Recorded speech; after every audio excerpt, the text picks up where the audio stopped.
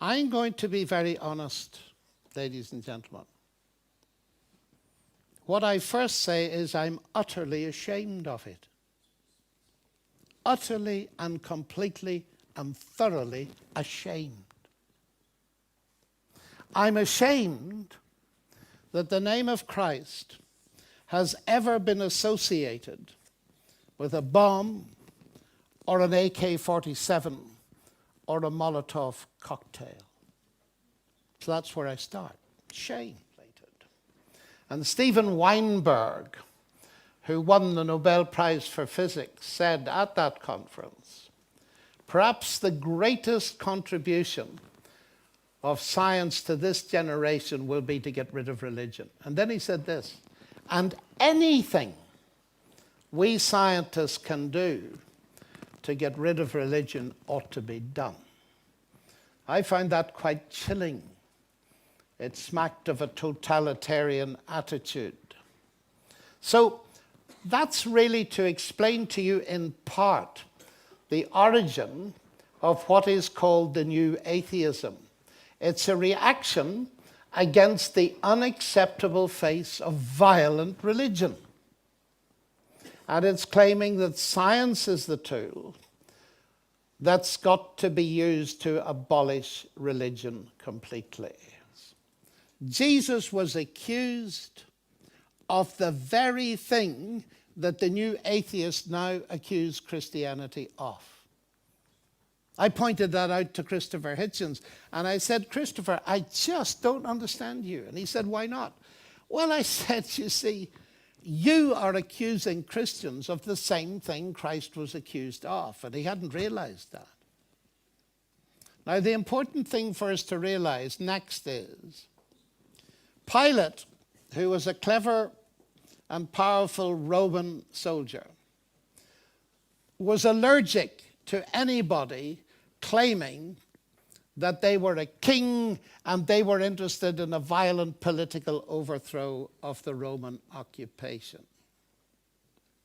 So he conducted the trial himself, which is very unusual. In his eyes, of course, Jesus was some little upstart. Normally, a very junior lawyer would have conducted the trial, but he conducted it himself, and he was running the country. And so the question was put to Jesus, are you a king? In the political sense, of course. Are you a threat to Rome? The answer was this. You have said, I am a king. Yes, I am a king in that sense. But not in the sense you think, for my kingdom is not of this world. Otherwise, my servants would have been fighting so that I should not be delivered to the Jewish authorities. My kingdom is not now of this world. No, rather, to this end I was born, and to this end I came into the world, that I should bear witness to the truth. And Pilate famously said, what is truth? I'm not sure that he was being cynical. I think maybe he was thinking, what on earth has truth got to do with politics and power and violence? It's got to do with philosophy departments, hasn't it? And he went out to the crowd and said he found Jesus innocent. This is vastly important, ladies and gentlemen. You see, people that take up weapons, as they've done sadly in my country, to defend Christ and his message are not following him. They're denying him. So by definition, they're not Christian, because a Christian is a follower of Jesus. And you will remember, won't you, the story.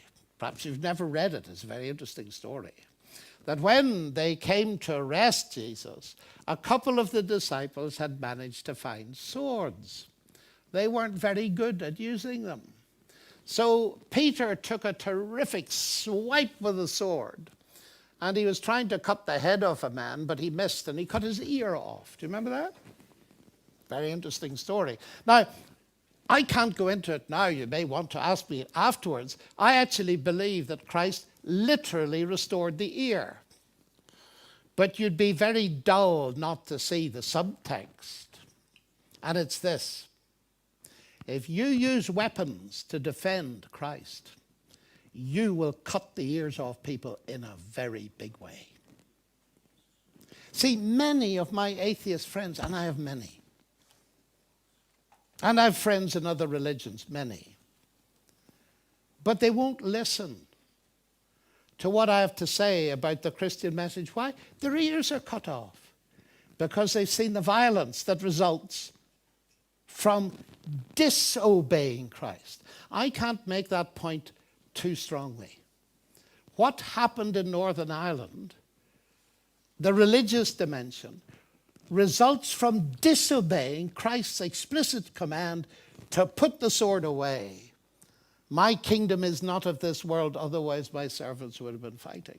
And of course, Pilate knew that what he said was correct, because Pilate would have had the report of the centurion who led the arrest party, and he would have known about the incident with the sword, and that Jesus repaired the man's ear and told the disciples not to be so silly. So this is the first major point tonight, ladies and gentlemen, on the side of Christianity. People who take weapons to defend Christ or his message are not Christians.